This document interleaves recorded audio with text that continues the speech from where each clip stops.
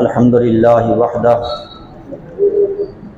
والصلاة والسلام علی من لا نبی بعدہ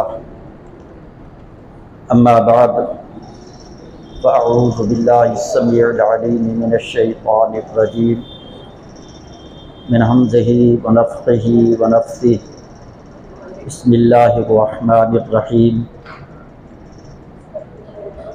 وَلِلَّهِ عَلَى النَّاسِ حِجُّ الْبَيْتِ مَنِ اسْتَطَاعَ إِلَيْهِ سَبِيلًا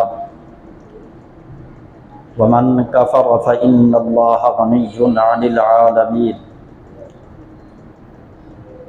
وقال رسول اللہ صلی اللہ علیہ وسلم ان اللہ قد فرض علیکم الحج فحجوا او کما قال صلی اللہ علیہ وسلم۔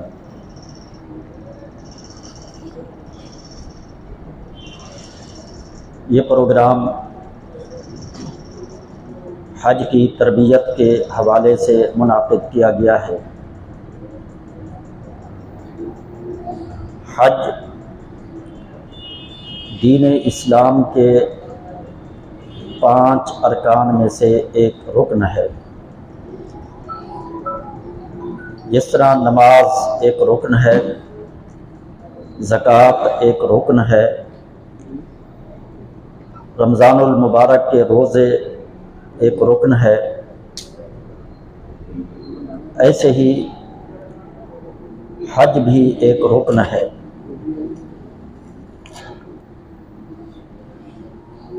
یہ دین اسلام کا واحد رکن ہے جو صرف اور صرف زندگی کے اندر ایک مرتبہ فرض ہے، اور یہ دین اسلام کا واحد رکن ہے جو ہر ایک کے اوپر بھی فرض نہیں بلکہ صاحب استطاعت پر فرض ہے۔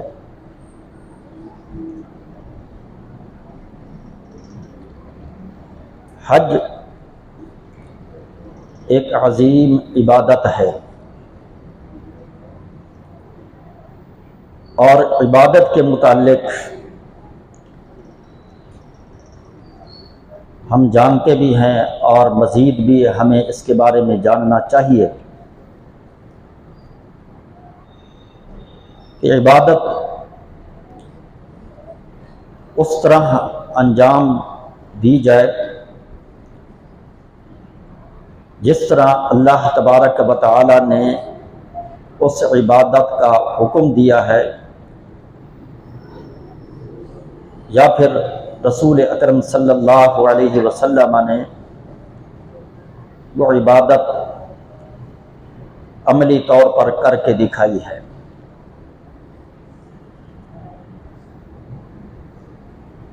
اگر کوئی شخص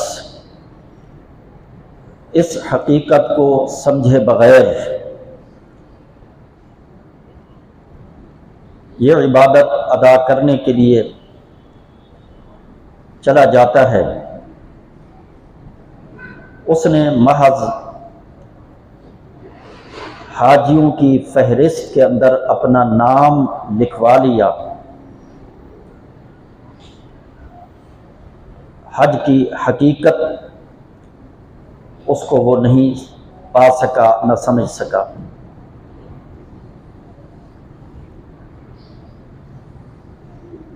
آپ اس کی اہمیت اس سے سمجھو۔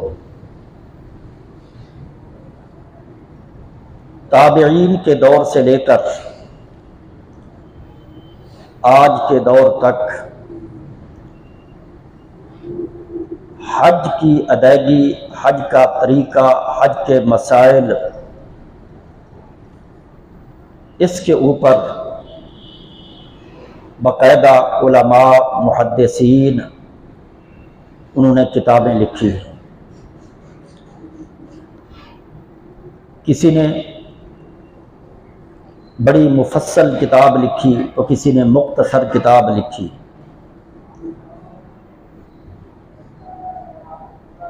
سیاستہ جو احادیث کی 6 کتابوں کا مجموعہ ہے، ان میں سے ہر کتاب کے اندر کتاب الحج یا کتاب المناسک کے عنوان سے باقاعدہ یہ عنوان موجود ہے اور اس کے مسائل اس میں درج کیے گئے ہیں۔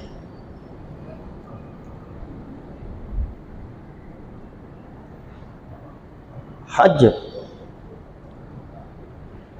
وہ عمل نہیں کہ اس میں ہم کسی بھی مرحلے میں اپنی خواہش اور اپنی مرضی کے مطابق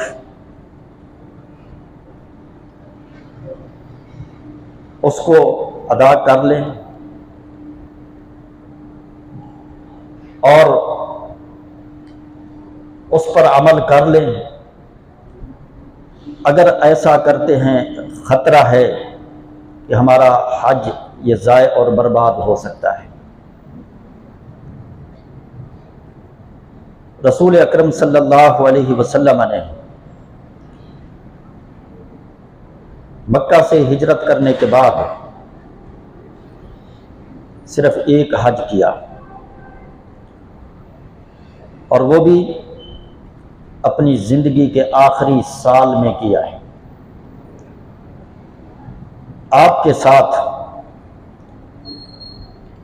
سینکڑوں صحابہ شامل تھے۔ آپ صلی اللہ علیہ وسلم نے میقات سے جب احرام باندھا اور پھر میقات سے آگے مکہ کی طرف روانہ ہوئے،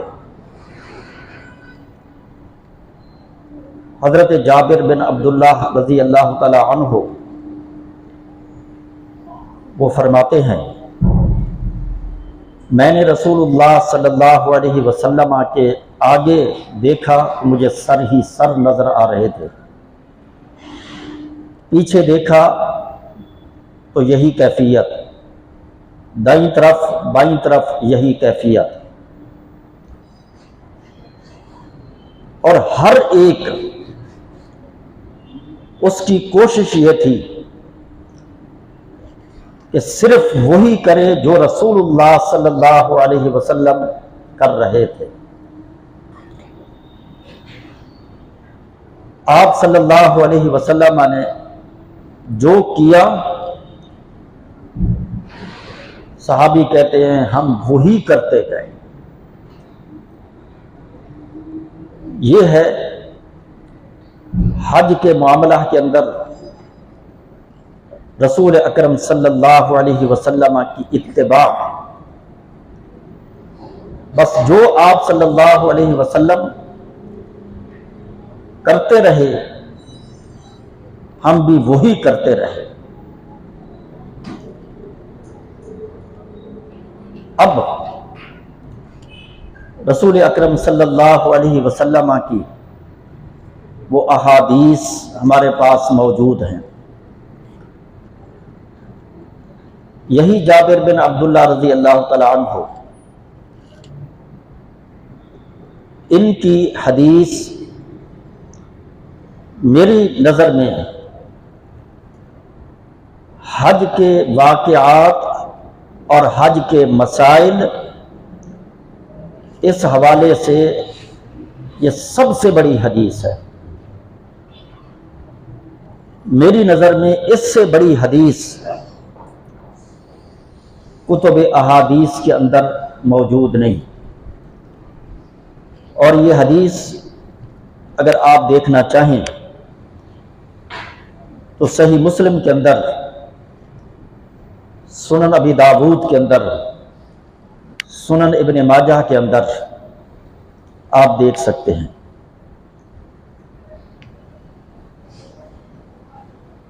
تو میرے بھائیوں، حج کے مسائل کو معمولی نہیں لینا چاہیے، بلکہ اس کے ایک ایک مسئلہ کے لیے ہمیں مطالعہ کرنا چاہیے، علماء سے معلومات کرنی چاہیے، تاکہ ہم یہ فریضہ ایک صحیح طریقے سے انجام دے سکیں اور اس کو ادا کر سکیں۔ حج ایسا عمل ہے، رسول اکرم صلی اللہ علیہ وسلم نے اس کے متعلق فرمایا ہے، جو شخص حج کرتا ہے پورے اس عمل کے اندر وہ کوئی بھی گناہ کا یا غلط کام نہیں کرتا،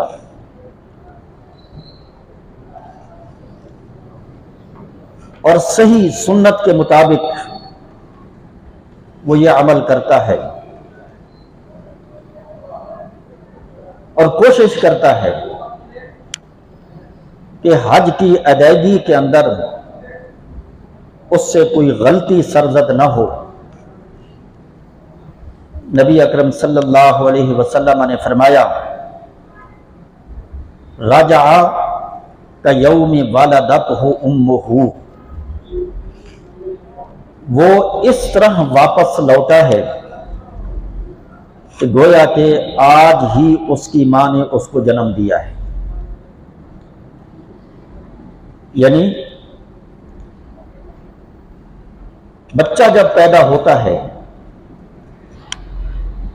وہ گناہوں سے پاک ہوتا ہے، اس کے ذمے کوئی گناہ نہیں ہوتا۔ یہ شخص بھی جو حج مبرور کرتا ہے جب واپس لوٹتا ہے تو اس بچے کی طرح گناہوں سے پاک ہوتا ہے جو بچہ پیدا ہوا ہے۔ لہذا ہمارے ذہنوں کے اندر حج کے حوالے سے یہ اہمیت بھی ہونی چاہیے۔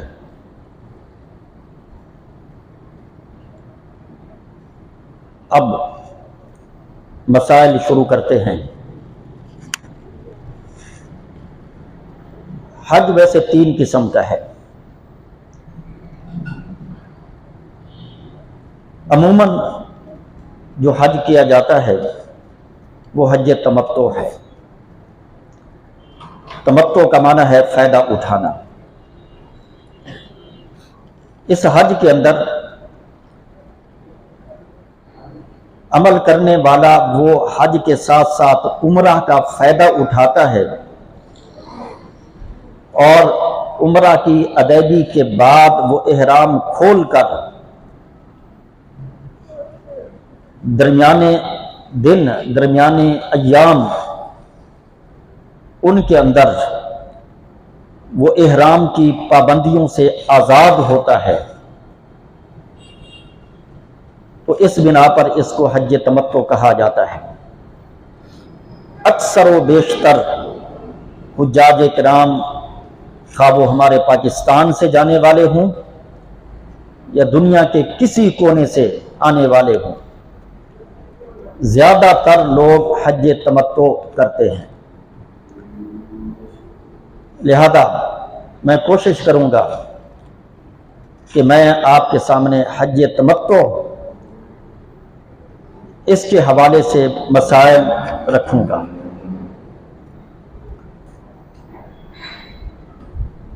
جس طرح میں نے کہا کہ حج تمتع کے اندر حج کے ساتھ عمرہ بھی کیا جاتا ہے، تو لہذا پہلے عمرے کے حوالے سے مختصر مسائل سمجھ لیجئے۔ عمرہ کے اندر 4 کام ہیں، صرف مجموعی طور پر دیکھا جائے تو عمرے کے صرف 4 کام ہیں۔ پہلا کام ہے احرام باندھنا، دوسرا کام ہے بیت اللہ کا طواف کرنا، تیسرا کام ہے صفا مروہ کی سعی کرنا، اور چوتھا کام ہے بال منڈوانا۔ مختصراً طور پر عمرہ کے یہ 4 رکن ہیں، 4 عمل ہیں۔ اب پھر اس کے بعد ان میں سے ہر عمل کی اپنی اپنی ایک تفصیل ہے۔ سب سے پہلا عمل احرام ہے۔ احرام کے بغیر عمرہ نہیں، اور احرام مردوں کے لیے تو ظاہر ہے 2 چادریں، میں اس کی تفصیل انشاءاللہ بعد میں بیان کرتا ہوں۔ عورتوں کے لیے یہ چیز نہیں ہے، انہوں نے جو کپڑے پہنے ہوئے ہیں وہی ان کا احرام ہے۔ ان کو صرف دل کے اندر یہ نیت کرنی ہے کہ اب اس وقت میں احرام کے اندر داخل ہو گئے، صرف دل کے اندر یہ نیت کرنی ہے۔ اور احرام کا لفظی معنی ہے اپنے آپ کے اوپر کسی چیز کو حرام کرنا۔ اس کو احرام اس لیے کہا جاتا ہے، جس طرح ایک آدمی نماز پڑھتا ہے، نماز کے شروع کے اندر تکبیر تحریمہ کہی جاتی ہے، اس تکبیر کو تکبیر تحریمہ کہتے ہیں، اور اس عمل کو احرام کہتے ہیں۔ دونوں لفظ ایک ہی عربی مادہ سے مشتق ہے۔ نمازی اللہ اکبر کہہ کر نماز کے اندر داخل ہو گیا، اب اس نے اس دوران صرف نماز کے کام کرنے ہیں، باقی کام اس کے اوپر حرام ہے۔ ایسے ہی جب ایک آدمی نے احرام زیب تن کر لیا تو اب اس کے بعد اس کے اوپر بھی کچھ چیزیں حرام ہو جاتی ہیں، یہ بھی ایک حرمت کے اندر داخل ہو گیا ہے۔ اس بنا پر اس کو احرام کہا جاتا ہے۔ احرام سے پہلے غسل کر لینا چاہیے، لیکن یہ بات یاد رکھیے فرض نہیں ہے یہ غسل، یا واجب نہیں کہ اگر کسی نے غسل نہیں کیا تو اس کا احرام درست نہیں ہوگا، ایسی بات نہیں، کر لینا چاہیے، اچھی بات ہے، بہتر ہے۔ لیکن احرام کے بعد 2 رکعت احرام کی پڑھنا یہ رسول اللہ صلی اللہ علیہ وسلم سے ثابت نہیں، یا صحابہ کرام سے ثابت نہیں۔ جو لوگ احرام کے بعد 2 رکعت احرام کی اس کو ضروری سمجھتے ہیں، اصل میں وہ ایک غلط فہمی کا شکار ہے، اور وہ غلط فہمی یہ ہے کہ رسول اکرم صلی اللہ علیہ وسلم نے مدینہ کا جو میقات ہے، جسے اب ذوالحلیفہ یا ابیار علی کہا جاتا ہے، آپ صلی اللہ علیہ وسلم نے یہاں سے احرام باندھا۔ اس وقت فرض نماز کا ٹائم تھا، فرض نماز کا وقت تھا۔ آپ صلی اللہ علیہ وسلم نے احرام باندھنے کے بعد وہ فرض نماز پڑھی ہے، اور اس کے بعد آپ مکہ کی طرف روانہ ہو گئے۔ یہ نماز جو آپ نے پڑھی تھی یہ آپ کی فرض نماز تھی، یہ احرام کی 2 رکعت نہیں تھی۔ یہاں سے لوگوں کو غلط فہمی ہوئی۔ یہی جابر بن عبداللہ رضی اللہ تعالیٰ عنہ جن کی حدیث کا میں نے پہلے ذکر کیا ہے، ان کی حدیث کے اندر بھی یہ بات موجود ہے۔ لہذا اگر نماز فرض نماز کا ٹائم ہے، وقت ہو چکا ہے، تو پھر بہتر یہ ہے کہ بندہ احرام باندھ کر فرض نماز پڑھے اور اس کے بعد اگلے کام کرے۔ لیکن اگر فرض نماز کا وقت نہیں ہے تو پھر محض احرام کی 2 رکعت پڑھنا یہ ثابت نہیں۔ احرام کہاں سے باندھنا ہے؟ احرام جو لازمی ہے وہ میقات سے لازمی ہے۔ نبی اکرم صلی اللہ علیہ وسلم نے مختلف اطراف سے آنے والے لوگوں کے لیے مختلف میقات مقرر کیے۔ مدینہ اور اس کے ارد گرد سے آنے والے لوگ، ان کے لیے آپ نے ذوالحلیفہ مقام اس کو میقات متعین کیا کہ مدینہ سے آنے والے یا مدینہ کے ارد گرد اور اطراف سے آنے والے وہ ذوالحلیفہ یا اس کے محاذات، یعنی اس کے بالکل برابر اس مقام سے وہ احرام باندھیں۔ وہ عمرہ کے لیے جا رہے ہیں یا حج کے لیے جا رہے ہیں تو اس جگہ سے وہ بغیر احرام کے آگے نہیں جا سکتے۔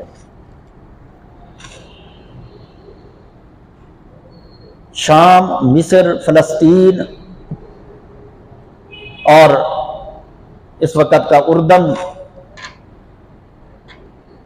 ان علاقوں سے آنے والے لوگ، یہ چونکہ علاقے عرب سے شمال مغرب کی طرف ہیں، شمال مغرب کی طرف، اور یہ جو سفر کرتے تھے یہ موجودہ یمبو اور اس کے آس پاس اس طرف سے آتے تھے، اور رابغ اب سعودیہ کا ایک شہر ہے، اس کے قریب ایک جگہ، وہاں سے یہ احرام باندھتے تھے۔ ان کے لیے رسول اللہ صلی اللہ علیہ وسلم نے اس جگہ کو میقات مقرر کیا، اور اس کو جحفہ کہا جاتا ہے۔ جحفہ فرمایا کہ اس طرف سے آنے والے جحفہ مقام پر احرام باندھیں اور پھر اس کے بعد وہ آگے جائیں۔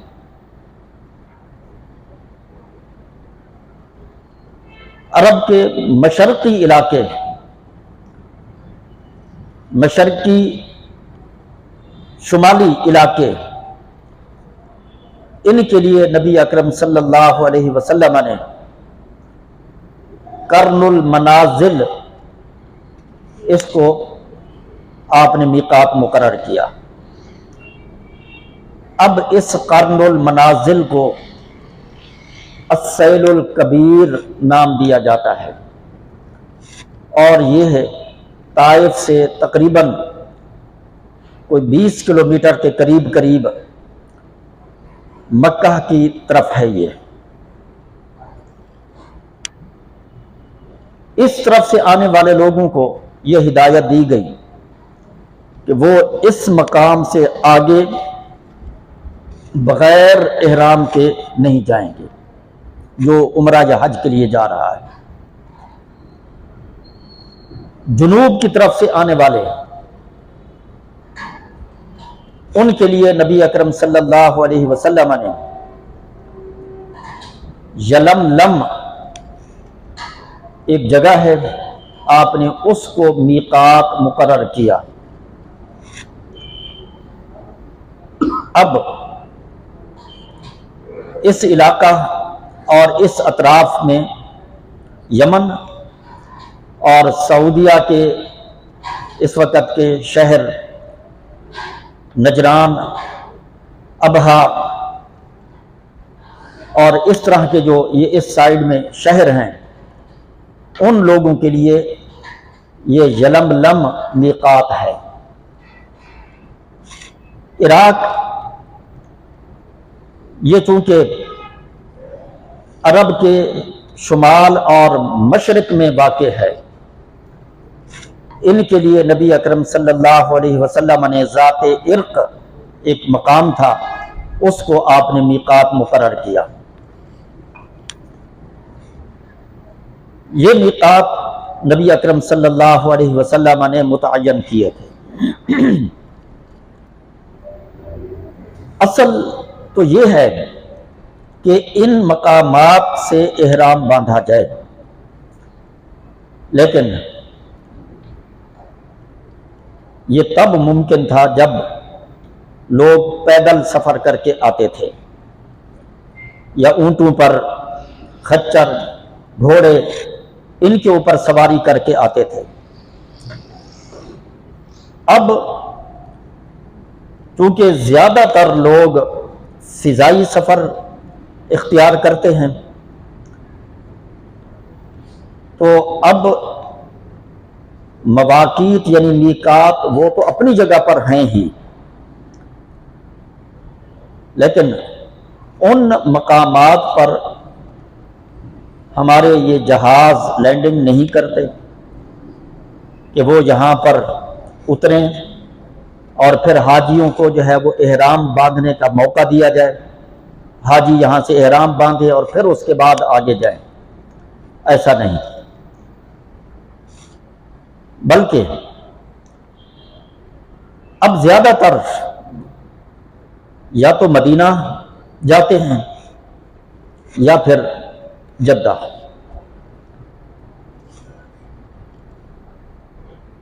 مدینہ جانے والے ان کو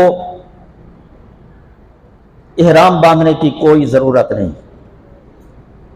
کیونکہ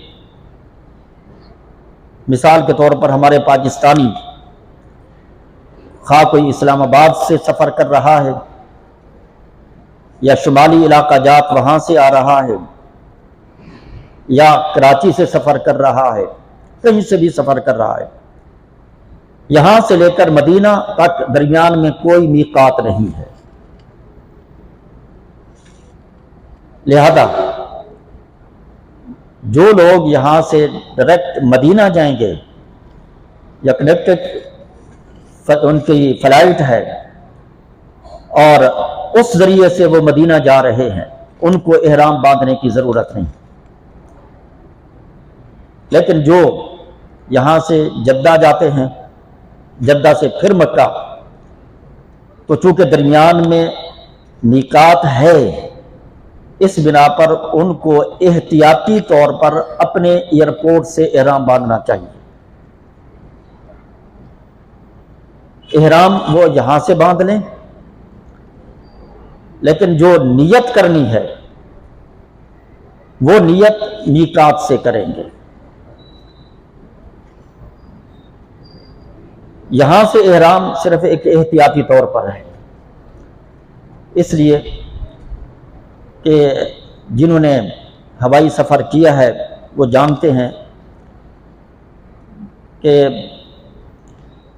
جہاز کے اندر بعض جہاز ایسے بھی ہیں جن کے اندر 700 آدمی ہوتے ہیں، بعض کے اندر 300 400، عموماً یہ تعداد ہوتی ہے۔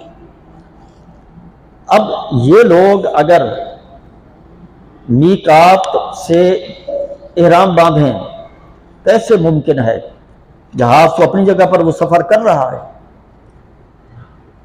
وہ کئی 100 کلومیٹر فی گھنٹہ کی رفتار سے وہ سفر کر رہا ہے،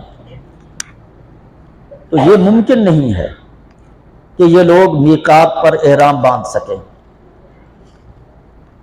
تو اس بنا پر احتیاطی طور پر اپنے ایئرپورٹ سے احرام باندھا جاتا ہے۔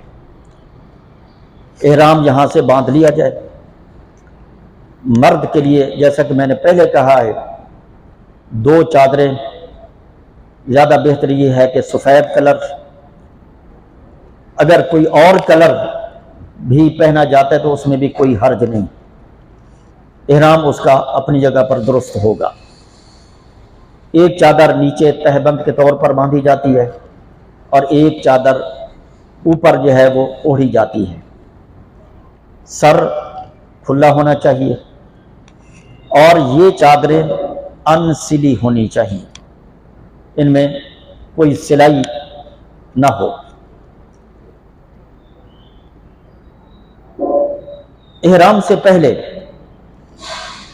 جسم پر خوشبو لگانا یہ بھی سنت ہے۔ آپ صلی اللہ علیہ وسلم نے احرام سے پہلے جسم پر خوشبو لگائی ہے، اب اس کے بعد اگر خوشبو آتی رہتی ہے تو کوئی حرج نہیں ہے، البتہ جو آپ کے احرام کے کپڑے ہیں ان کے اوپر خوشبو نہ لگائی جائے، منع کیا گیا ہے۔ یہاں سے آپ احتیاطی طور پر احرام باندھ کر آگے بڑھتے ہیں۔ جب آپ کا میقات آئے گا تو اس وقت باقاعدہ اعلان کیا جاتا ہے، بلکہ اس سے پہلے ہی ہوائی جہاز کے اندر اعلان کیا جاتا ہے کہ ہم اتنی دیر تک میقات سے گزریں گے، لہذا تمام لوگ جو ہیں وہ بالکل چوکنے رہیں، وہ ہوشیار ہو جائیں، کیونکہ احرام تو انہوں نے اگرچہ باندھا ہوا ہے لیکن میقات سے انہوں نے نیت کرنی ہے۔ آپ چونکہ یہاں سے عمرے کے لیے جا رہے ہیں، پہلے آپ نے عمرہ کرنا ہے، تو اس بنا پر آپ یہاں سے نیت اس طرح کریں گے کہ اللہم لبیک عمرتن، اللہم لبیک عمرتن۔ یہ کوئی زیادہ الفاظ نہیں ہیں، بڑے مختصر الفاظ ہیں عربی کے، یاد کر لیے جائیں۔ اور اگر بالفرض اس وقت زبان پر نہیں آ رہے یا ذہن میں نہیں آ رہے، آپ اپنی زبان کے اندر بھی کہہ سکتے ہیں کہ یا اللہ میں تیری بارگاہ میں عمرے کے لیے حاضر ہوں۔ اور یہ بات یاد رکھیے، عبادات میں حج یا عمرہ یہ وہ عبادت ہے جس کی زبان سے نیت کرنا ثابت ہے، باقی نماز روزہ ان کی زبان سے نیت کرنا وہ رسول اکرم صلی اللہ علیہ وسلم سے ثابت نہیں، لیکن حج اور عمرہ یہ وہ اعمال ہیں کہ ان کے اندر خود رسول اللہ صلی اللہ علیہ وسلم نے زبان سے نیت کی ہے، لہذا اس موقع پر لبیک عمرتن، اللہم لبیک عمرتن یہ الفاظ کہے جائیں یا اپنی زبان کے اندر کہ اے اللہ میں تیری بارگاہ میں عمرہ کے لیے حاضر ہوں۔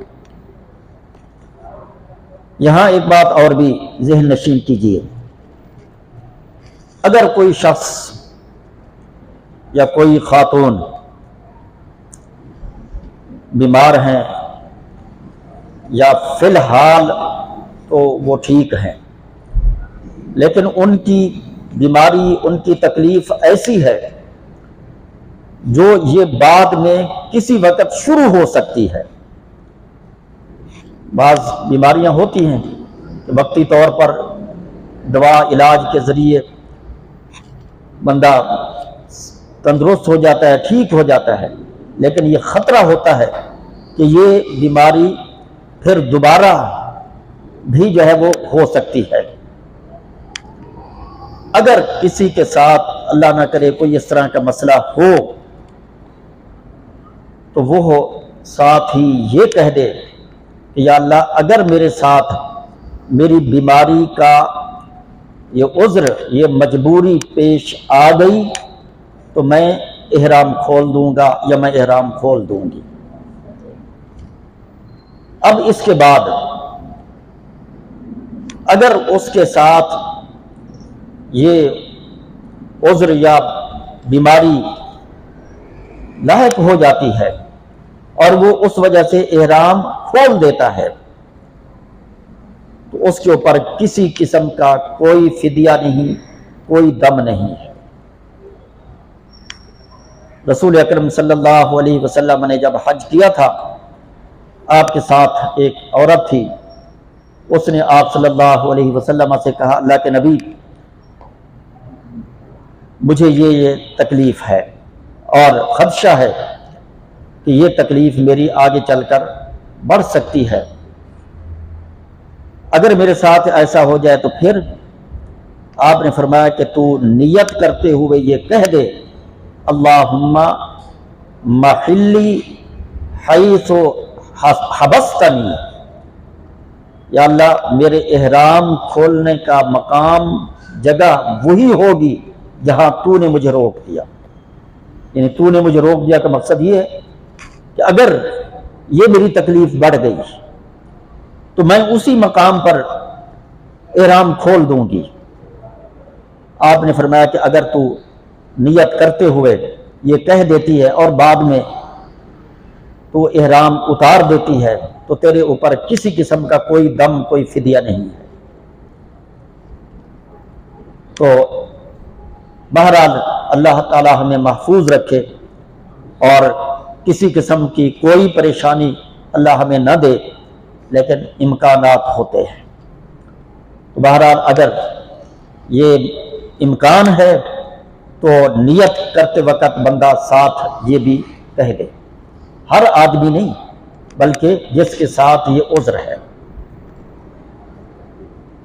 اب اس کے بعد تلبیہ شروع کر دینا چاہیے، اور تلبیہ لبیک اللہم لبیک لبیک لا شریک لک لبیک ان الحمد والنعمت لک والملک لا شریک لک،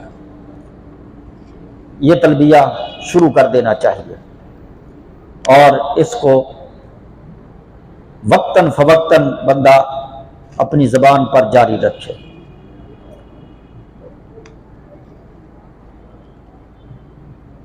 اب آپ اگر جدے کے راستے سے جا رہے ہیں، ظاہر ہے کہ یہ میں جو مسائل آپ کے سامنے بیان کر رہا ہوں یہ انہی لوگوں کے لیے کہ جو یہاں سے جدہ کا سفر کر رہے ہیں۔ مدینہ والوں کے لیے تو میں نے کہا کہ ان کو احرام باندھنے کی فی الحال ضرورت نہیں، البتہ جب مدینہ والے مدینہ میں اپنے دن گزارنے کے بعد مکہ روانہ ہوں گے تو ان کی مرضی ہے وہ اپنے ہوٹل سے احرام باندھ لیں، چاہیں تو وہ میقات پر جا کر احرام باندھیں۔ ویسے جو بسیں وغیرہ آپ کو مدینہ سے لے کر جائیں گی وہ لازماً میقات پر رکتی ہیں، تاکہ اگر کسی نے میقات سے احرام باندھنا ہے تو وہ وہاں پر باقاعدہ رکتے ہیں اور احرام باندھنے کا موقع دیتے ہیں۔ تو ان کو پھر مدینہ کے میقات سے یا اپنے ہوٹل سے احرام باندھنا ہے، اور اس کے متعلق میں آپ کو پہلے مسائل بتا چکا۔ اب اس کے بعد پابندیاں شروع ہو جاتی ہیں۔ اس دوران بندہ اپنے جسم کے کسی حصے کے بال نہ کاٹ سکتا ہے نہ توڑ سکتا ہے، منع کیا گیا ہے۔ وہ سر کے بال ہیں یا جسم کے کسی اور حصے کے بال ہیں، اس کی پابندی کرنی ہے۔ ناخن نہیں کاٹ سکتے، اور آج کل تو خیر بڑا مختصر ہی ایک یہ سمجھو سفر ہوتا ہے کہ چند گھنٹوں کے اندر بندہ اپنے علاقے سے مکہ تک پہنچ جاتا ہے۔ نبی اکرم صلی اللہ علیہ وسلم نے جب حج کیا تھا تو آپ مدینہ سے مکہ تک تقریباً 8 دن میں پہنچے تھے۔ 8 دن میں، کیونکہ پیدل یا اونٹوں کے ذریعے یہ سفر کیا گیا تھا، اور یہ تقریباً 450 کلومیٹر سفر ہے مدینہ سے مکہ۔ تو اس دوران جو احرام کی پابندیاں ہیں ان کی مکمل پابندی کی جائے۔ جو شادی شدہ ہیں ان کو اپنی بیویوں سے ملنے کے حوالے سے پابندی ہے، اس کی سختی کے ساتھ وہ پابندی کریں۔ اگر اتفاقی طور پر یا بھول میں بندے سے کوئی غلطی ہو گئی، اتفاقی طور پر کا مقصد یہ ہے کہ سر میں خارش ہو رہی تھی، اس نے کھجلایا اور کوئی 1-2 بال ٹوٹ گئے، یا جسم کے کسی اور حصے پر خارش ہوئی، اس نے کھجلایا اور کوئی بال ٹوٹ گئے، نکل آئے اتفاقی طور پر، یا پھر وہ بالکل ہی اس کو ذہن میں بھی نہیں تھا کہ میں احرام میں ہوں، میں نے احرام پہنا ہوا ہے، تو پھر ایسی صورت کے اندر اگر وہ کسی غلطی کا ارتکاب کر لیتا ہے، احرام کی خلاف ورزی کر لیتا ہے، اس کے اوپر کوئی مؤاخذہ نہیں۔ قرآن مجید کے اندر سورۃ بقرہ کے آخری آیت کے اندر ہم اللہ سے دعا کرتے ہیں کہ ربنا لا تؤاخذنا ان نسینا او اخطأنا، کہ اے اللہ ہمارا مواخذہ نہ کرنا، ہماری پکڑ نہ کرنا اس معاملے پر کہ جس میں ہم بھول جائیں یا ہم سے غلطی ہو جائے۔ اور رسول اکرم صلی اللہ علیہ وسلم نے بھی فرمایا کہ ان اللہ تجاوز عن امت الخطأ والنسیان، اللہ تبارک و تعالی نے میری امت سے بھول اور غلطی اس کو معاف کر دیا ہے۔ غلطی جو اتفاقی طور پر ہوگی، جان بوجھ کر نہیں، اتفاقی طور پر۔ آج ہی ایک ساتھی ہیں، ان کا فون آیا، کہنے لگے کہ میں نے کل روزہ رکھا تھا اور میں ایک کام کے سلسلے میں کہیں گیا، کل اب ہم جانتے ہیں کہ کل گرمی بھی بڑی شدید تھی، ان کو پیاس لگی، انہوں نے پانی کی بوتل لی اور پانی پی لیا، پوری بوتل پی لی۔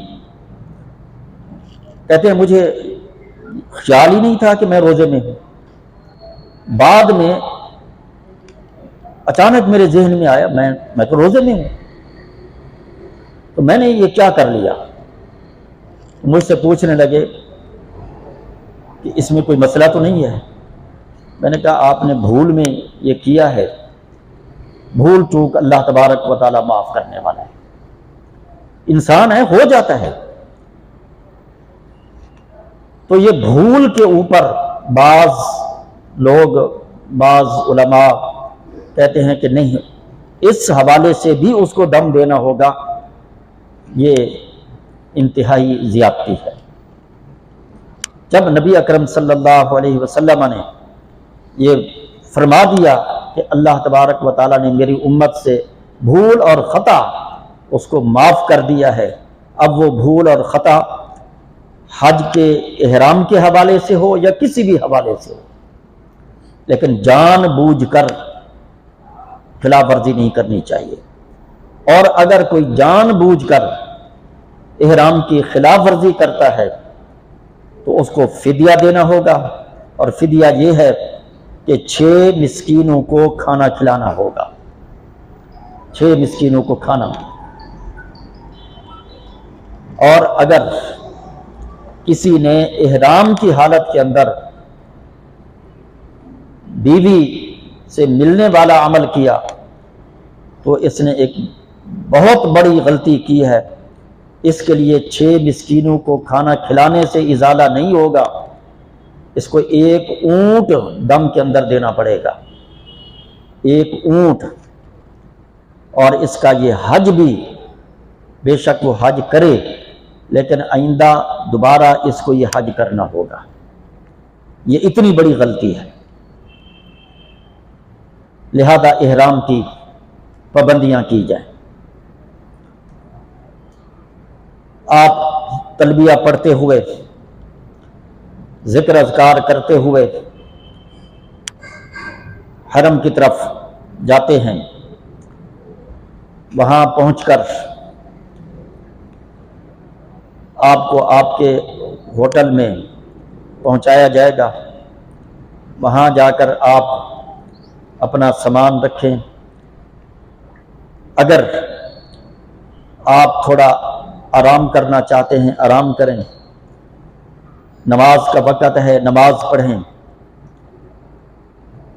آپ کے اوپر یہ لازمی نہیں کہ جاتے ہی بس سامان رکھ کر اور فوری طور پر آپ عمرہ کے لیے نکل جائیں، یہ کوئی لازمی نہیں ہے۔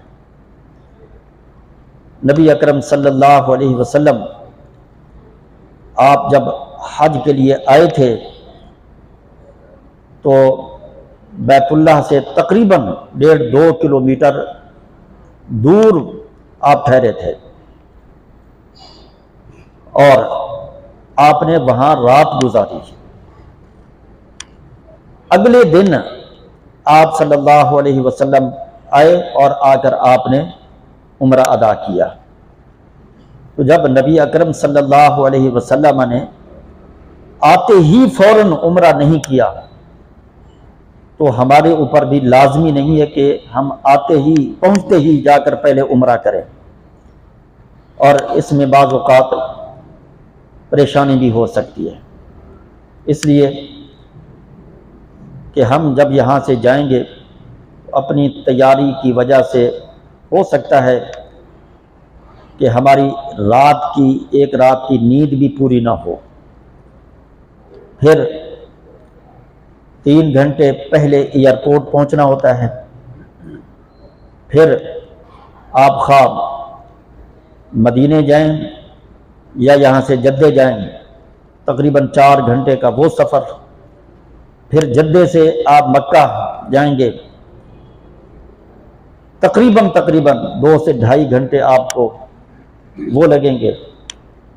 تو یہ ٹائم یقیناً اس کے اندر بندہ تھک جاتا ہے،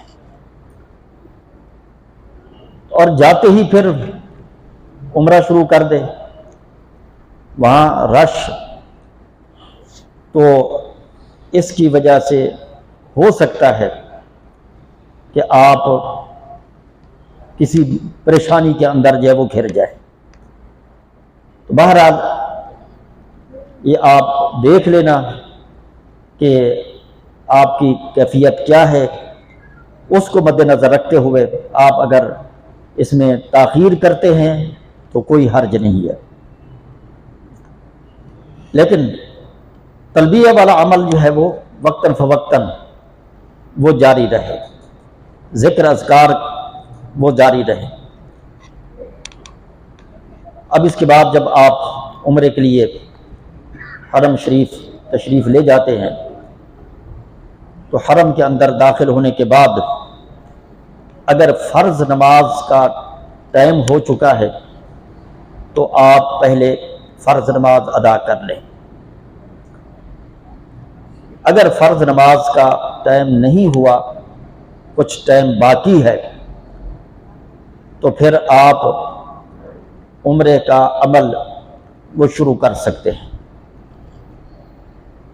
جاتے ہی 2 رکعت تحیۃ المسجد یہاں نہیں ہے، یہ بات بھی یاد رکھیے، بلکہ عمرے کا تحیۃ المسجد جو ہے نا وہ یہی طواف ہے۔ طواف ہی جو ہے نا یوں سمجھو کہ یہ تحیۃ المسجد ہے، لہذا آپ ڈائریکٹ طواف جو ہے نا وہ شروع کریں، لیکن طواف شروع کرنے سے پہلے اپنا دایاں کندھا اس کو آپ کھول لیں. چادر ہے کسی کے پاس؟ دایاں کندھا کھول لیں. اس کیفیت کو حدیث کی اصطلاح میں اضطباع کی کیفیت کہا جاتا ہے. کچھ لوگ ان کو یہ دیکھا جاتا ہے کہ وہ یہیں سے ہی ایئرپورٹ سے ہی وہ اپنا دایاں کندھا کھول لیتے ہیں اور پھر یہ سارا سفر وہ اسی طرح سے ہی رہتے ہیں. نماز ادا کر رہے ہیں تو بھی اسی طرح ادا کر رہے ہیں. یہ بالکل غلط ہے. رسول اکرم صلی اللہ علیہ وسلم کا یہ عمل نہیں تھا. آپ صلی اللہ علیہ وسلم نے جو احرام باندھا تھا اس وقت سے لے کر مکہ آنے تک، پھر حرم کے اندر آنے تک آپ صلی اللہ علیہ وسلم نے اپنے دونوں کندھوں کو ڈھانپا ہوا تھا. یہ جو کندھا کھولنے والا طریقہ ہے وہ یہ ہے،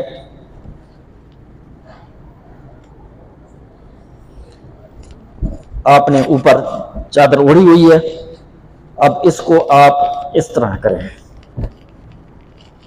کہ سیدھی بغل کے نیچے سے کپڑا نکال کر اور پھر اس کو اپنے بائیں کندھے پر ڈال دیں. آپ کا دایاں کندھا یہ کھل گیا. یہ کیفیت یہ عمرہ طواف شروع کرنے سے پہلے اختیار کرنی ہے، اس سے پہلے نہیں. اور آپ حجر اسود اس کے بالکل سامنے آئیں، اور اس کے سامنے آنے کا طریقہ یہ ہے کہ حجر اسود جو ہے وہ بیت اللہ کے 4 کونے ہیں، ان میں سے جو مشرقی اور جنوبی کونا ہے اس کونے کے اندر ہی حجر اسود نصب ہے. اس سے بالکل ہی پیچھے برآمدے ہیں، عمارت ہے، وہاں گرین لائٹ ہری لائٹ جو ہے وہ آپ کو جلتی ہوئی دکھائی دے گی. آپ اس کو بھی دیکھیں اور حجر اسود کو بھی دیکھیں. جب آپ یہ سمجھیں کہ آپ بالکل اس کے وسط میں آ چکے ہیں تو اس وقت اپنے دونوں ہاتھ بیت اللہ کی طرف اٹھاتے ہوئے یا ایک ہاتھ بسم اللہ اللہ اکبر پڑھ کر اور آپ یہاں سے طواف شروع کریں. مرد حضرات وہ کوشش کریں کہ وہ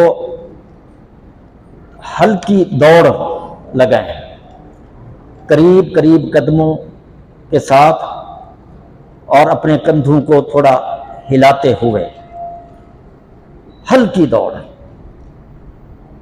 لیکن جن کے ساتھ خواتین ہیں وہ اگر اس چیز سے بچتے ہیں تو زیادہ بہتر ہوگا، کیونکہ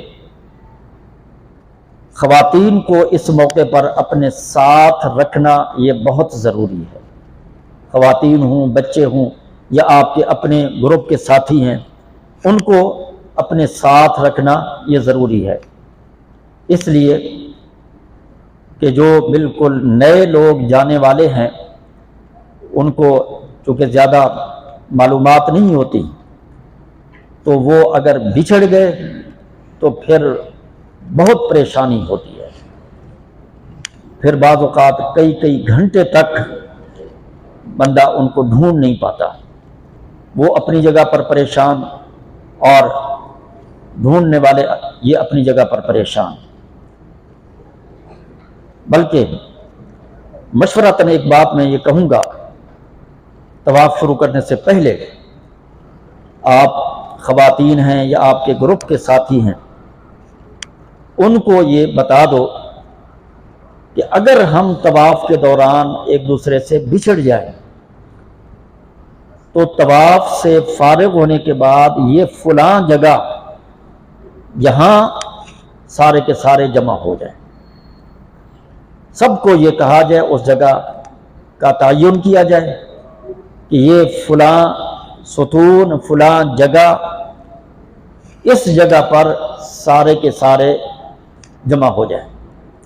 ہو سکتا ہے کوئی پہلے فارغ ہو جائے، کوئی بعد میں فارغ ہو طواف سے، لیکن جب جگہ ہم متعین کر دیں گے تو پھر سارے کے سارے وہی جمع ہوں گے، وہاں سے پھر سارے اکٹھے ہی اگلے عمل کے لیے جائیں گے۔ بہرحال یہ جو میں نے مردوں کے لیے ہلکی دوڑ کا ذکر کیا ہے، یہ لازمی نہیں ہے، اگر موقع ملتا ہے تو ٹھیک ہے، ورنہ رش کے اندر جو آج کل بھیڑ رش چلتا ہے اس کے اندر بہت مشکل ہوتا ہے، نہ خود کو تکلیف دینی ہے اور نہ ہی کسی دوسرے کو تکلیف پہنچانی ہے، اس کا بھی ہمیں خیال رکھنا چاہیے۔ یہاں سے آپ آگے بڑھتے ہیں، یہاں سے آپ ذکر اذکار شروع کر دیں، اور یہ بات یاد رکھیے، طواف کے یہ 7 چکر، ان 7 چکر کے اندر کوئی مخصوص ذکر نہیں ہے کہ یہ پہلے چکر کی دعائیں ہیں، یہ دوسرے چکر کی، یہ تیسرے کی، یہ چوتھے کی، یہ 5ویں کی، یہ چھٹے کی، یہ 7ویں کی۔ کوئی مخصوص دعائیں نبی اکرم صلی اللہ علیہ وسلم سے یا صحابہ کرام سے ثابت نہیں، بلکہ آپ کوئی بھی ذکر، سبحان اللہ، الحمدللہ، اللہ اکبر، لا الہ الا اللہ، لا حول ولا قوت الا باللہ، سبحان اللہ والحمدللہ ولا الہ الا اللہ واللہ اکبر ولا حول ولا قوت الا باللہ، اس طرح ان کو ملا کر آپ پڑھتے ہیں اور یہ مسلسل پڑھتے رہتے ہیں۔ درود شریف پڑھ لیں، قرآن مجید کی کوئی صورت یاد ہے آپ وہ پڑھ لیں، اپنی زبان کے اندر دعائیں کرتے جائیں، آپ یہ عمل کریں۔ لیکن اس چیز سے بھی بچنا چاہیے، لوگ تو وہاں پر ایک آگے جو ہے وہ شخص کتاب لے کر وہاں سے اونچی آواز کے اندر کچھ پڑھ رہا ہوتا ہے، پیچھے والے اس سے سن کر وہ بھی ساتھ ساتھ دہرا رہے ہوتے ہیں، پڑھ رہے ہوتے ہیں۔ یہ طریقہ یہ نبی اکرم صلی اللہ علیہ وسلم کا یا صحابہ کرام کا نہیں تھا، بلکہ یہ بہت غلط طریقہ ہے۔ ان کے اس عمل سے باقی لوگ وہ ڈسٹرب ہو رہے ہیں، وہ پریشان ہو رہے ہیں۔ جو انفرادی طور پر ذکر کرنا چاہتا ہے، ان کے شور کی وجہ سے وہ یہ انفرادی ذکر بھی نہیں کر سکتا، تو اس سے بچنا چاہیے۔ آپ انفرادی ذکر کریں، کرتے چلے جائیں۔ ہاں، جب آپ یہ مغربی اور جنوبی کونا بیت اللہ کا، جس کو رکن یمانی کہتے ہیں، اس کونے پر پہنچتے ہیں تو اس کونے سے لے کر حجر اسود والا کونا، اس درمیان میں رسول اللہ صلی اللہ علیہ وسلم سے یہ دعا ثابت ہے کہ ربنا آتنا فی الدنیا حسنہ وفی الآخرۃ حسنہ وقنا عذاب النار۔ بس صرف اس جگہ سے لے کر رکن یمانی سے لے کر حجر اسود والے کونے تک، باقی 3 کونے ان کے اندر کوئی مخصوص ذکر نہیں ہے۔ آپ یہ عمل کرتے ہوئے آگے بڑھتے جائیں۔ آپ بے شک اس دوران بیت اللہ کو دیکھتے ہیں، دیکھیں، کوئی حرج نہیں، لیکن یہ بات یاد رکھیے، یہ بڑی اہم بات ہے جس سے اکثر لوگ غافل ہیں، اور وہ یہ ہے کہ اپنی نگاہ اس کو آپ سامنے مرکوز رکھیں۔ بیت اللہ کو بھی دیکھ رہے ہیں تو بیت اللہ آپ کے سامنے ہو، لیکن دائیں مڑ کر اس طرح دیکھنا یا پیچھے دیکھنا، پیچھے بھی دیکھ رہے ہیں آگے بھی بڑھتے جا رہے ہیں، ادھر دیکھ رہے ہیں اور آگے بڑھتے جا رہے ہیں، یہ غلط طریقہ ہے۔ حتیٰ کہ اگر کوئی چھوٹا بچہ ہے اس کو انہوں نے کندھے پر اٹھایا ہوا ہے، اس بچے کا چہرہ بھی جو ہے وہ آپ سامنے کی طرف متوجہ رکھیں۔ اس حد تک علماء کہتے ہیں بچہ ہے اس کا چہرہ بھی آپ سامنے کی طرف متوجہ رکھیں۔ اگر کہیں پر مثلا آپ کے ساتھ خاتون ہے اور وہ تھوڑی پیچھے ہو گئی ہیں، آپ اس کی طرف دیکھتے ہیں، وہیں رکیں، وہیں رک کر اس کی طرف دیکھ کر پھر آگے اپنی نگاہ کو مرکوز کر کے پھر آگے چلیں۔ ایسا نہیں ہونا چاہیے کہ پیچھے بھی دیکھتے رہیں اور آگے بھی بڑھتے رہیں۔ یہ بات اکثر و بیشتر لوگ اس کو نہیں جانتے، نہیں سمجھتے۔ بہرحال اس چیز کا ہمیں خیال رکھنا چاہیے۔ آگے تھوڑے ہی فاصلے پر مقام ابراہیم ہے۔ مقام ابراہیم ایک چبوترا سا آپ دیکھیں گے، اس کے اندر وہ پتھر ہے جس پتھر کے اوپر سیدنا ابراہیم علیہ السلام انہوں نے کھڑے ہو کر بیت اللہ کی تعمیر کی تھی۔ ان کے بیٹے اسماعیل علیہ السلام پتھر اٹھا کر ان کو دے رہے تھے اور ابراہیم علیہ السلام وہ پتھر جو ہے وہ رکھ رہے تھے اور اس طرح دیوار بناتے رہے۔ جب یہ دیوار کچھ اونچی ہو گئی تو ابراہیم علیہ السلام نے ایک پتھر لیا، وہ پتھر نیچے رکھا، اس کے اوپر کھڑے ہو کر اور پھر اوپر پتھر رکھے، پھر اس پتھر کو اٹھایا، پھر تھوڑا اور آگے رکھ دیا۔ اس طرح سے ابراہیم علیہ السلام نے یہ عمل کیا تھا۔ اللہ کی طرف سے یہ ایک ابراہیم علیہ السلام کے لیے معجزہ بنا کہ اس پتھر کے اندر ابراہیم علیہ السلام کے قدموں کے نشانات پیوست ہو گئے۔ یہی وہ پتھر ہے جو وہ پتھر یہاں پر رکھا ہوا ہے۔ اب اس کے اوپر جو ہے وہ خول چڑھا دیے گئے ہیں۔ میرے بھائیوں یاد رکھنا، اس پتھر کو ہاتھ لگانا، اس کا بوسہ لینا، اس کے اوپر اپنی پیشانی رکھنا، اپنے رخسار اس کے اوپر رگڑنا، یہ غلط ہے۔ لوگ کر رہے ہوتے ہیں اور وہاں پر ایک دو آدمی کھڑے بھی ہوتے ہیں، وہ روک رہے ہوتے ہیں، لیکن اس کے باوجود لوگ باز نہیں آتے۔ آپ نے لوگوں کو نہیں دیکھنا کہ یہ لوگ کیا کر رہے ہیں، آپ نے رسول اکرم صلی اللہ علیہ وسلم کی سنت اور سیرت کو مد نظر رکھنا ہے۔ آپ صلی اللہ علیہ وسلم نے ایسا نہیں کیا، لہذا ہم نے نہیں کرنا۔ اس کے بعد آپ آگے بڑھیں۔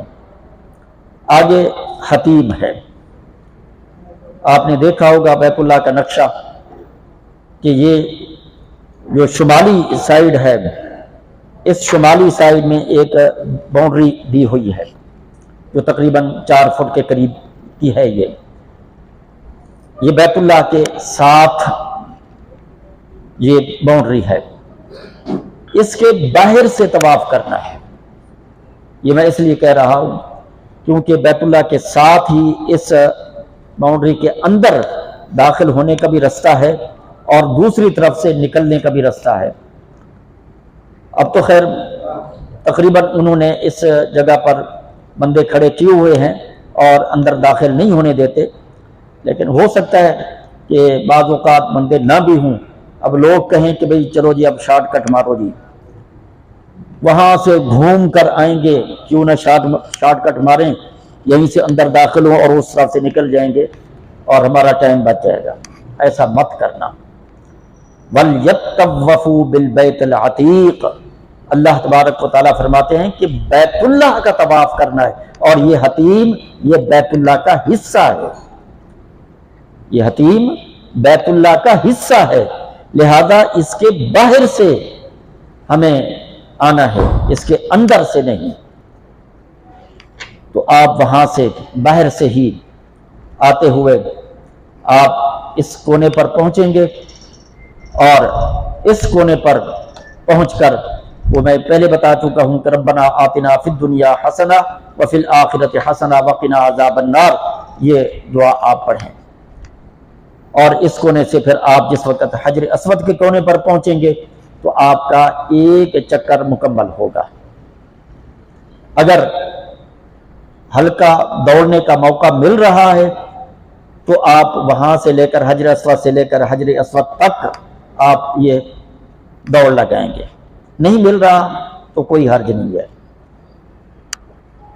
ये जो रुकन यमानी है, अगर इस रुकन यमानी को हाथ लगाने का मौका मिल जाए तो इसको हाथ लगा लिया जाए, सुन्नत है। रुकन यमानी, इसको अगर हाथ लगाने का मौका मिल जाए तो हाथ लगाना चाहिए। ये नबी करीम सल्लल्लाहु अलैहि वसल्लम की सुन्नत है। और अगर रश भीड़ की वजह से आप वहां तक नहीं पहुंच पाते तो फिर आप आगे चले जाएं और इस तरफ इशारा करके, जिसको इस्तिलाम कहा जाता है, उसके भी करने की ज़रूरत नहीं। लोग तो बहुत कुछ कर रहे होते हैं, कुछ वहाँ इशारा करके बस, ये ऐसा कोई तरीका नहीं है। आप आगे हजर अस्वद वाले कोने पर पहुँचेंगे, वहाँ आपका एक चक्कर मुकम्मल है। फिर इसके बाद अपना हाथ उठाकर बिस्मिल्लाह अल्लाहु अकबर पढ़कर आप फिर दोबारा आगे दूसरा चक्कर शुरू करें। दूसरा चक्कर भी इसी तरह से ही, फिर इसके बाद तीसरा चक्कर, वो भी इसी तरह से। अगर आपको दौड़ने का मौका मिल रहा है तो ये सिर्फ इन पहले 3 चक्कर के अंदर है। बाकी जो 4 चक्कर हैं वो आम रफ्तार के मुताबिक ही आप तवाफ करें। बाकी जिक्र अज़कार वो जिस तरह मैंने पहले बताया है वो आप करते रहें। खामोश रहने की बजाय बंदा जो है वो अल्लाह का जिक्र करता रहे, ये ज़्यादा बेहतर है। अगर दौराने तवाफ नमाज का टाइम हो गया, तवाफ जो रोका जाता है वो ऐन उस वक़्त जब नमाज फ़र्ज खड़ी होने वाली होती है, उससे पहले तवाफ से कोई नहीं रोकता। अगर दरमियान में नमाज का वक़्त हो गया तो आप जिस मकाम पर हैं उसी मकाम पर आप तवाफ छोड़ दें और जाकर नमाज के लिए सफ में शामिल हो जाए। बल्कि अगर थोड़ी देर पहले ही बंदा तवाफ को रोक कर और जाकर सफ में बैठ जाता है, सफ में शामिल हो जाता है, तो ये ज़्यादा बेहतर और मुनासिब है। तो आप नमाज पढ़ें। नमाज पढ़ने के बाद आप वहीं से फिर आगे तवाफ को बढ़ाएं जहां आपने तवाफ को रोका था। अच्छा, तवाफ से पहले घर से या बाहर जगह बनी हुई है, वहां से आपको वुज़ू भी लाजमी तौर पर करना है, क्योंकि आप बावुज़ू तवाफ करेंगे। इसके बाद चूँकि आपको 2 रकात नमाज भी पढ़नी है, मैं उसका भी बताता हूँ। और आप जानते हैं कि बग़ैर वुज़ू के नमाज नहीं होती, तो लिहाजा पहले वुज़ू कर लेना चाहिए। वुज़ू करके उसके बाद ही तवाफ शुरू करना चाहिए। इंसान है, अगर दौराने तवाफ वुज़ू टूट जाता है, उसको चाहिए कि वो जाकर दोबारा वुज़ू बनाए। अगर जल्दी वुज़ू बनाकर वो आ जाता है और आकर अपने तवाफ को शुरू कर देता है, तो वो वहीं से ही तवाफ शुरू करे जहाँ से उसने छोड़ा था। और अगर वो गया और काफ़ी देर उसको लग गई तो फिर उसको नए सिरे से तवाफ शुरू करना होगा, इब्तिदा से। तो इस तरह से आप ये 7 चक्कर मुकम्मल करें। अगर 7 चक्कर की गिनती के अंदर آپ کو کوئی شک شبہ ہو جاتا ہے کہ مثلا آپ کو شک ہے کہ میں یہ تیسرا چکر کر رہا ہوں یا چوتھا، یا پانچواں کر رہا ہوں یا چھٹا، تو کم اس پر یقین رکھنا چاہیے۔ تیسرے چوتھے کا شک ہے تو اس کو تیسرا سمجھنا چاہیے، چوتھے پانچویں کا شک ہے تو چوتھا سمجھنا چاہیے، پانچویں اور چھٹے کا شک ہے تو اس کو پانچواں سمجھنا چاہیے۔ کم پر اگر ایک چکر بڑھ بھی جاتا ہے تو کوئی حرج نہیں ہے، اللہ تعالیٰ قبول کرنے والا ہے۔ بعین ہی یہی چیز نماز کے متعلق کہی گئی ہے کہ ایک آدمی کو نماز کی رکعتوں کے متعلق شک ہو گیا، پتہ نہیں یہ میری دوسری رکعت ہے یا تیسری ہے، تیسری ہے یا چوتھی ہے، تو اس کو چاہیے دوسری تیسری کا شک ہے تو دوسری سمجھے، تیسری چوتھی کا شک ہے تو تیسری سمجھے۔ نبی صلی اللہ علیہ وسلم نے فرمایا اگر تو واقعی طور پر وہ بھول گیا تھا تو پھر اس طرح کم پر یقین کرنے سے اس کی رکعتیں پوری ہو جائیں گی، لیکن اگر اس نے سمجھا کہ یہ شک تھا کہ دوسری تیسری ہے اور دوسری اس نے سمجھ کر اس کو پڑھ لیا حالانکہ تھی اس کی تیسری، اب اس طرح ایک رکعت اس کی بڑھ جاتی ہے، تو نبی علیہ الصلوۃ والسلام نے فرمایا کہ جو یہ ایک رکعت اور پھر مزید اس کے اوپر دو سجدہ سہو کے جو کرے گا تو یہ ہے شیطان کو ذلیل کرنے کا ایک ذریعہ اور سبب ہوگا کہ اس طریقے سے شیطان جو ہے وہ ذلیل ہوگا۔ تو یہاں بھی وہی معاملہ ہے، تو اس طرح سے آپ کو طواف کے معاملے کے اندر شک ہے تو اس طریقے سے بھی شیطان ذلیل ہوگا۔ بہرحال یہ طواف مکمل جب آپ کا ہوگا اس وقت پھر بھی آپ بسم اللہ اللہ اکبر کہہ کر وہی استلام کریں گے۔ اب اس کے بعد آپ آہستہ آہستہ باہر کی طرف نکلیں، یکدم نکلنا بھی مناسب نہیں کیونکہ اس سے باقی لوگوں کو تکلیف اور پریشانی ہو سکتی ہے۔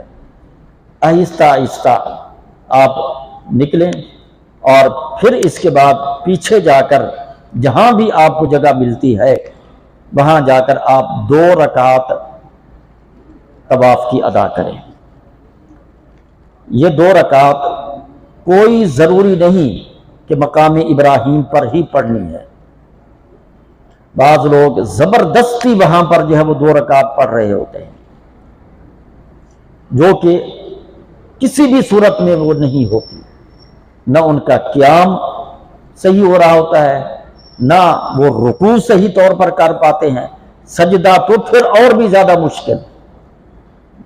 جو طواف کر رہے ہیں کوئی ادھر دھکا دیتا ہے کوئی ادھر دھکا دیتا ہے، یہ کیا نماز پڑھی جا رہی ہے؟ لیکن نہیں، ضد کہ بھئی یہیں پر ہی ہمیں 2 رکعتیں پڑھنی ہے۔ آپ کو پیچھے جہاں بھی جگہ ملتی ہے آپ وہاں یہ 2 رکعت نماز پڑھیں۔ عمر بن خطاب رضی اللہ تعالیٰ عنہ سے یہ بات ثابت ہے کہ انہوں نے ایک موقع پر طواف کیا اور طواف کی 2 رکعت اس وقت جو بھی حرم تھا اندر کا اس سے بھی باہر نکل کر انہوں نے وہاں 2 رکعت طواف کی پڑھی ہے۔ تو اگر یہ لازمی ہوتا تو عمر رضی اللہ تعالیٰ عنہ بھی وہی مقام ابراہیم پر کرتے، تو ایسا نہیں ہے۔ یہ 2 رکعت مختصر پڑھنی ہے، زیادہ لمبی نہیں۔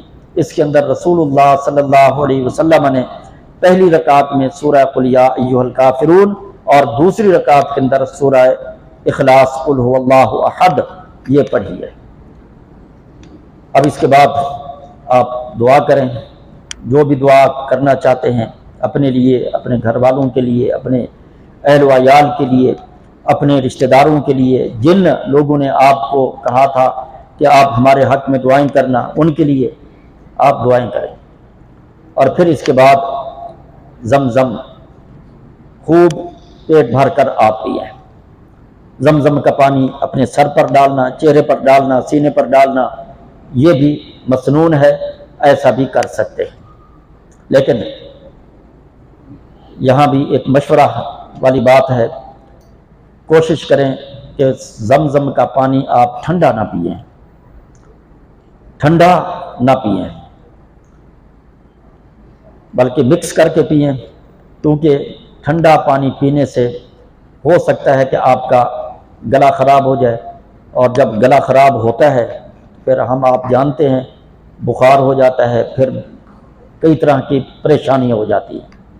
لیکن آپ اگر مکس کر کے یا جو عام سادہ پانی ہے وہ آپ پیتے ہیں تو آپ کے ساتھ یہ مسئلہ نہیں ہوگا۔ بہرحال پانی پی کر پھر بھی آپ حجر اسود اس کے بالکل سامنے آ کر اور ایک مرتبہ پھر بسم اللہ اللہ اکبر پڑھ کر اور اس کے بعد آپ صفا کی طرف روانہ ہوں، کیونکہ رسول اللہ صلی اللہ علیہ وسلم سے یہ عمل بھی ثابت ہے کہ صفا کی طرف جانے سے پہلے بھی نبی صلی اللہ علیہ وسلم نے استلام کیا ہے اور پھر اس کے بعد آپ صفا کی طرف گئے ہیں۔ اب چونکہ وہاں تعمیراتی کام بھی چل رہے ہیں، لہذا صفا کی طرف جانے کے لیے کبھی تو راستہ کہیں سے ہوتا ہے، کبھی کہیں سے ہوتا ہے، تو بہرحال اب جہاں سے بھی آپ کو جانے کا راستہ ملتا ہے آپ وہاں سے صفا پہاڑی پر جائیں گے۔ صفا جو ہے ویسے تو بنیادی طور پر ایک پہاڑی تھی اور ہے، لیکن اب وہ پہاڑی ایک معمولی سی پہاڑی رہ گئی ہے، کیونکہ اب انہوں نے درمیان کے اندر بھراؤ کر کے اس کو جو ہے وہ خاصا، جو درمیان میں پہلے وادی تھی، ایک نیچے کی جگہ تھی، اس کو انہوں نے بھر دیا ہے اور اب جو ہے انہوں نے بالکل ایک لیول پر بنا دیا ہے۔ اس کے لیے ایک گراؤنڈ کے اندر راستہ ہے، ایک پھر اس کے بعد زمین کے اوپر ہے، پھر اس کے بعد ایک اور فلور ہے، اس کے اوپر ایک اور فلور ہے، تقریباً 3-4 فلور ہیں۔ آپ کو جہاں بھی موقع ملتا ہے آپ وہاں چلے جائیں۔ دوسرے تیسرے فلور کے لیے آپ کو الیکٹرونک سیڑھیاں ہیں وہ استعمال کرنی پڑیں گی، اس کے لیے آپ معلومات لے سکتے ہیں، جو وہاں صفائی کرنے والے ہوتے ہیں ان سے آپ پوچھ سکتے ہیں، وہ آپ کو بتا دیں گے کہ بھئی آپ فلاں جگہ چلے جائیں، وہاں سے سیڑھیاں جو ہے وہ اوپر کی طرف جا رہی ہیں، آپ اوپر چلے جائیں گے۔ اور اگر آپ نیچے سعی کرنا چاہتے ہیں تو آپ وہاں کر لیں۔ جب آپ پہاڑی کی طرف چڑھیں تو چڑھتے ہوئے ویسے تو دعائیں ہیں، وہ دعائیں پڑھنی چاہیے۔ ان الصفا والمروۃ من شعائر اللہ فمن حج البیت او اعتمر فلا جناح علیہ ان یطوف بہما ومن تطوع خیرا فان اللہ شاکر علیم۔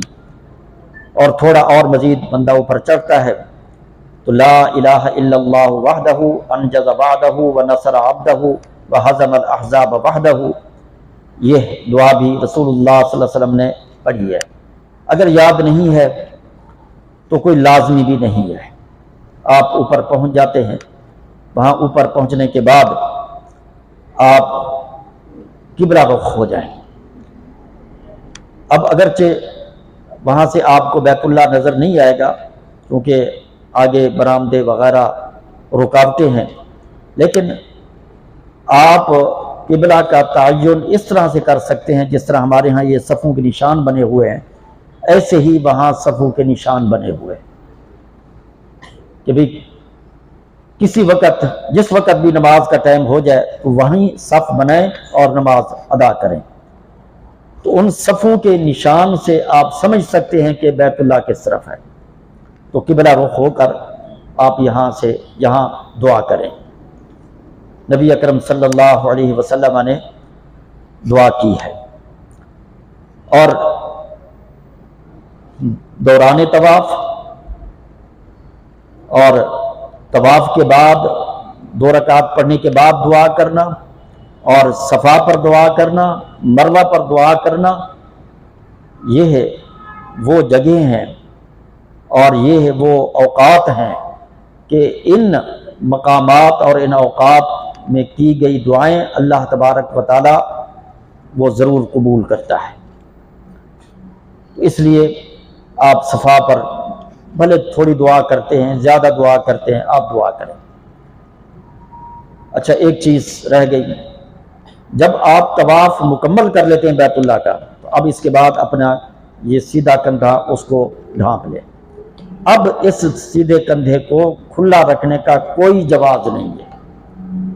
لوگوں کو مت دیکھنا، لوگ تو آپ کو یہ اس حالت کے اندر بھی، صفا مروہ کے درمیان میں بھی، نماز کے دوران بھی، وہ آپ کو کھلے کندھے کے ساتھ دکھائی دیں گے، لیکن صفا مروہ کی سعی کے درمیان کندھا کھلا رکھنا یہ رسول اللہ صلی اللہ علیہ وسلم کی سنت نہیں ہے۔ آپ یہاں سے مروہ کی طرف جائیں گے، یہاں سے آپ پھر ذکر اذکار شروع کر دیں۔ تھوڑے ہی فاصلے پر آپ دیکھیں گے کہ اوپر چھت پر گرین لائٹ، ہری لائٹ لگی ہوئی ہے، وہاں سے لے کر آگے جہاں تک وہ ختم ہو رہی ہے، اس جگہ تک وہی اسی طریقے سے جس طرح طواف کے اندر کندھے ہلا کر قریب قریب قدموں کے ساتھ دوڑ لگانا، تو یہ عمل یہاں پر بھی کیا جائے۔ وہاں تو چلو پھر بھی کچھ مشکل ہوتی ہے، یہاں پر اتنی مشکل نہیں ہوتی۔ اور اس دوران ایک دعا ثابت ہے، رب اغفر وارحم وانت الاعز الاکرم۔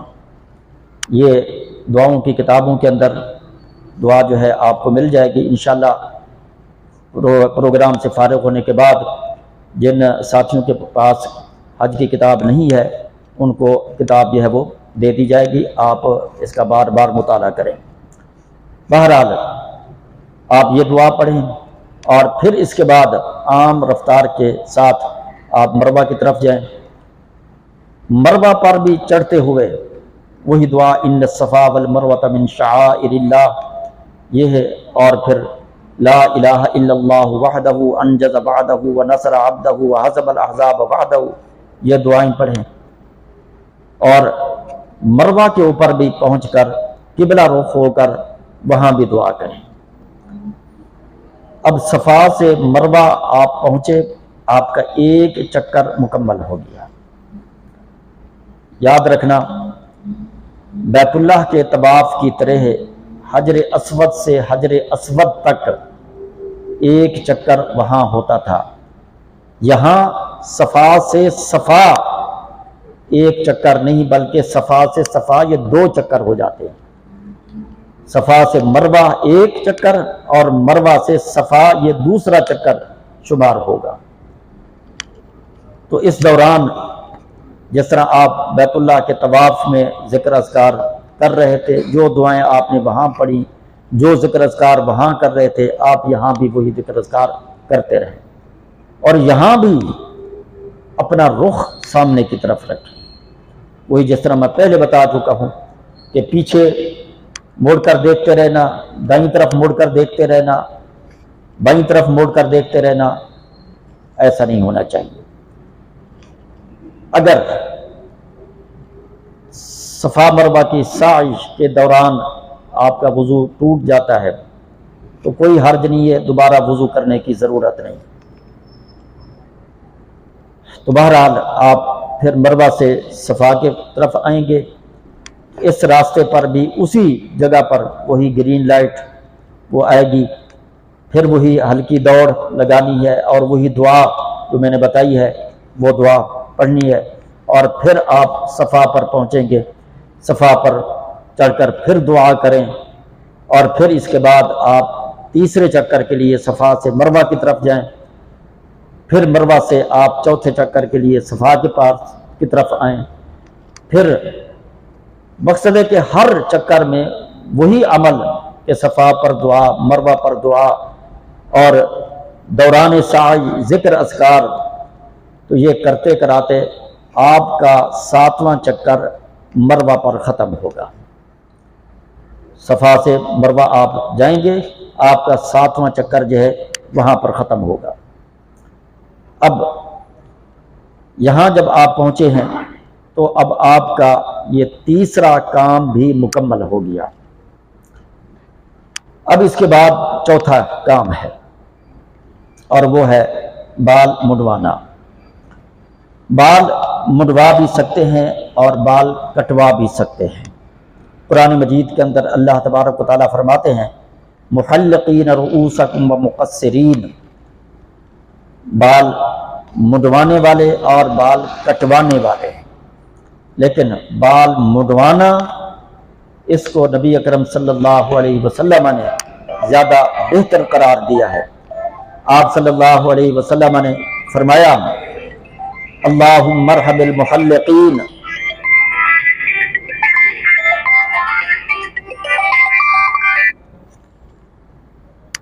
اللہ بال مڈوانے والوں پر رحمت نازل فرما۔ صحابہ نے کہا اللہ کے نبی بال کٹوانے والے ان کے لیے بھی آپ دعا کریں۔ آپ نے دوبارہ فرمایا اللہم ارحم المحلقین، یا اللہ بال مڈوانے والوں پر رحمت فرما۔ صحابہ نے پھر کہا والمقصرین یا رسول اللہ، آپ نے تیسری مرتبہ فرمایا اللہم ارحم المحلقین والمقصرین، یا اللہ بال مڈوانے والوں پر بھی رحمت فرما اور جو بال کٹوانے والے ہیں ان کے اوپر بھی رحمت فرما۔ تو بال مڈوانا زیادہ بہتر ہے، لیکن بال کٹوانا بھی اپنی جگہ پر ایک درست ہے۔ اگر اس عمرہ کے بعد حج کے ایام قریب قریب ہیں، جس طرح جو لوگ تاخیر سے یہاں سے جائیں گے تو چونکہ تاخیر سے جائیں گے لہذا ان کے پاس عمرہ کرنے کے بعد حج تک کوئی زیادہ دن نہیں ہے، تو اب ان کو ایک تو عمرہ کرنے کے بعد بال مڈوانے ہیں، پھر حج کرنے کے بعد بھی بال مڈوانے ہیں۔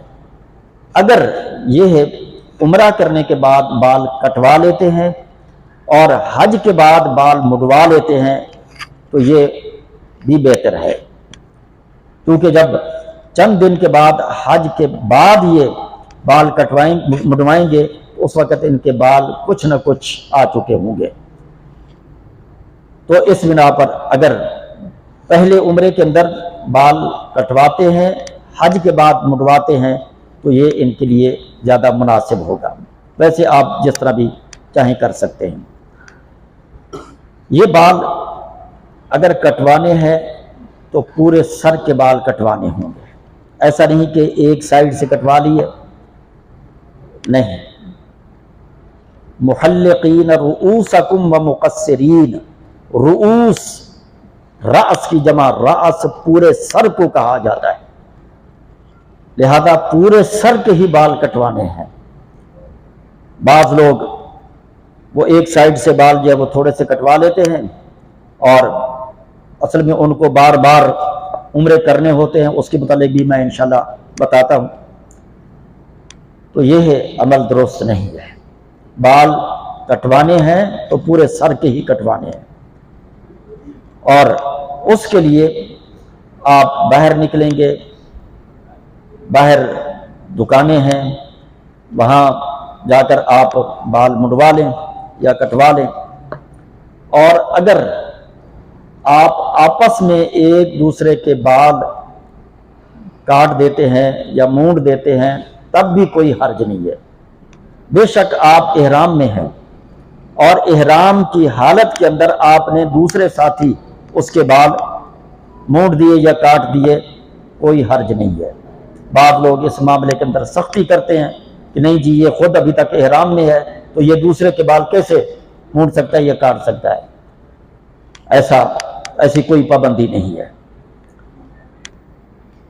بہرحال آپ دیکھ لیں، جب آپ بال مڈوا لیتے ہیں یا کٹوا لیتے ہیں، اب آپ نے آخری جو عمرے کا عمل تھا وہ کر لیا، آپ کا عمرہ مکمل ہو گیا۔ اب اس کے بعد آپ احرام کھول دیں، نہا دھو کر جو آپ کے کپڑے ہیں آپ وہ کپڑے پہنیں اور اس کے بعد جب تک آپ وہاں موجود ہیں آپ کوشش کریں کہ نماز باجماعت ادا کریں، اور حرم تک اگر پہنچنے کے لیے آپ کے پاس وسائل ہیں تو کوشش کریں آپ حرم میں نماز ادا کریں۔ اور اگر آپ کی رہائش عزیزیہ یا کہیں آس پاس دور جگہ پر ہے اور آپ کو یہاں پہنچنے کے لیے دشواری ہے تو آپ وہیں پر نماز ادا کرتے ہیں، تب بھی کوئی حرج نہیں ہے۔ یاد رکھیے، حرم صرف اس جگہ کو نہیں کہتے جہاں اللہ کا گھر واقع ہے۔ دراصل حرم جو ہے نا، اس پورے ایریے کا نام ہے جس کی حدود ابراہیم علیہ السلام نے متعین کی تھی، اور وہ حدود مشرق سے عرفات تک، مغرب سے حدیبیہ تک، شمال میں مسجد عائشہ تک، اور جنوب میں بھی ایک جگہ ہے میرے اس وقت ذہن میں نہیں، بہرحال وہاں تک یہ پورا ایریا یہ حرم کا ایریا ہے۔ اس پورے ایریے کے اندر جہاں بھی آپ نماز ادا کرتے ہیں تو انشاءاللہ العزیز اللہ تبارک و تعالی آپ کو 1,00,000 نمازوں کا اجر اور ثواب عطا کرے گا، 1,00,000 نمازوں کا۔ رسول اللہ صلی اللہ علیہ وسلم کو جب سن 6 ہجری میں حدیبیہ میں روک لیا گیا تھا، آپ حرم کی حد سے باہر رکے ہوئے تھے۔ آپ کو آگے، چونکہ اس وقت مکہ فتح نہیں ہوا تھا، قریش مکہ، مشرکین مکہ ان کے قبضے میں تھا، انہوں نے روک دیا۔ آپ صلی اللہ علیہ وسلم موقع پا کر حدیبیہ سے نکل کر آپ کوشش کرتے تھے کہ حرم کے اندر داخل ہو کر نماز ادا کریں۔ یہ آپ کی کوشش، شوق اور حرم کے ساتھ ایک محبت کہ وہاں سے چل کر آپ حرم کی حد کے اندر داخل ہوتے اور یہاں آ کر آپ نماز پڑھنے کی کوشش کرتے تھے۔ تو آخر حرم کے اندر نماز پڑھنے کی اہمیت ہے تو اس بنا پر نبی کریم صلی اللہ علیہ وسلم یہ کر رہے تھے۔ حرم کے حوالے سے ایک بات اور بھی ہمیں یاد رکھنی چاہیے اور بڑی اہم بات ہے۔ اللہ تبارک و تعالی سورہ الحج کے اندر فرماتے ہیں وَمَن يُرِدْ فِيهِ بِإِلْحَادٍ بِظُلْمٍ نُذِقْهُ مِنْ عَذَابٍ أَلِيمٍ، کہ جو شخص حدود حرم کے اندر کوئی غلط کام کرتا ہے، اللہ فرماتا بلکہ غلط کام کا ارادہ کرتا ہے، وَمَن يُرِدْ، جو ارادہ کرتا ہے کسی گناہ کے کام کا، غلط کام کا، محض ارادہ کرنے پر اللہ فرماتے ہیں نُذِقْهُ مِنْ عَذَابٍ أَلِيمٍ، ہم اس کو دردناک عذاب پہنچائیں گے صرف ارادہ کرنے پر۔ اور جو کر لے وہ کیا ہوگا، اس کا کیا بنے گا؟ اس لیے میرے بھائیوں، یہ جو میں نے آپ کو حرم کی حد بتائی ہے نا کہ مشرق میں عرفات، مغرب میں حدیبیہ، شمال میں مسجد عائشہ، جنوب میں بھی ایک خاص مقام، اس پورے